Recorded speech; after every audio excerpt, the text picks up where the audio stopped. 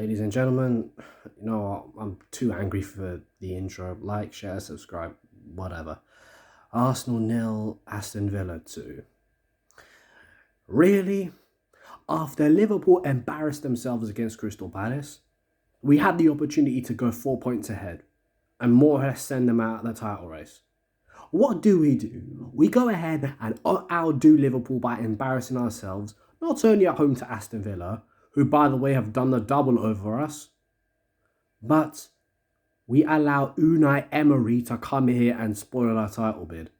Unai Emery, a guy we deemed not good enough 4 years ago. A guy who we deemed not good enough for this manager. Really? That's what we did? You know what? That first half was brilliant, but Trossard, you have to score. Kai Havertz, you have to score. Gabriel Jesus, you have to score. Khalas, we should have been... You see that? See that number? 3. We should be out of sight by half-time. That's exactly what this should have been. Yeah? But at this level of football, especially at this stage of the season, if you do not take your chances, you will get punished. Bayern showed us that, and Aston Villa had to give us another reminder. I promise you, if we play like that against Munich, we will get absolutely slaughtered, irrespective of Bayern's deficiencies and the fact that they've lost their first league title for 12 years. Irrespective... I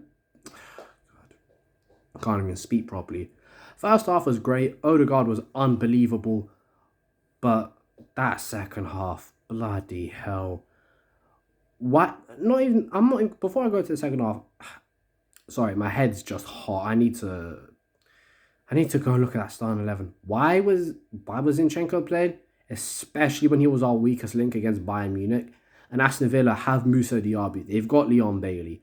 Why in your right mind would you put Zinchenko there at left back? Put Kivior there as plan B and put Tomiyasu there. I'll take Jurrien Timber with one knee before Zinchenko. He's absolutely terrible defensively.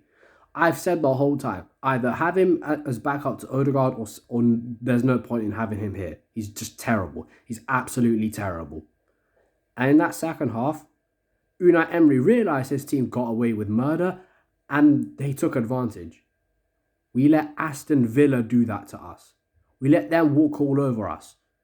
I said I was confident that we'd smoke Chelsea and beat Tottenham and Man United. I might need to revise that statement. I might need to do that because for as terrible as Tottenham were against Newcastle and for as frankly embarrassing as United have been this season, they'll take advantage of those same openings against Aston Villa if we play like that. And honestly, in the first half we had a warning sign. Ollie Watkins hit the inside of the post and honestly should have scored. Gabriel, what were you doing for that? You're better than that. And honestly, the longer the second half went, the worse and worse and worse it got. And honestly, at half time, Jorginho should have come on. I wouldn't have brought on Smith Rowe. I definitely wouldn't have brought on Eddie Nketiah. But listen, if Ben White couldn't continue, take him off and then take Zinchenko off. Put Tommy at right back and Kivior at left back. That's a back four I can trust. And then, listen, if you need a bit more steel, then bring on Thomas Partey. Like, you can't talk about a thin squad now. You had the options on the bench, Arteta. Come on. You didn't react quickly enough to the changes, and even then you made the wrong ones. Why did it take you until the 87th minute to take off Zinchenko? Especially when he was the weakest link on the pitch. He was absolutely terrible today. And as for the goal, I have to look at Saliba for that. Why are you sleeping there? Leon Bailey, actually no, Paro Torres was there. Leon Bailey somehow gets to run off the back of that unchallenged. That's where you need your left back. And where was he? Pretending he could be an attacking midfielder. And honestly, we're lucky Yuri Tielemans' shot came off the crossbar because he tried to dribble past him. It didn't work, and we damn near paid for it. And honestly, Arteta made some baffling decisions. Why take off Trossard? Yes, he definitely should have scored, but if we're going to have to be more pragmatic, Trossard's our most clinical footballer. Why not just make the most of that? Seems a little bit obvious, isn't it? Listen, if I can figure that out, Arteta's getting paid, what, £8 million a year for these decisions? Yeah. Look, Bayern Munich is a great opportunity to see how we respond to this. Because if we step up the way we're meant to step up, then you know what? Kudos, fair enough.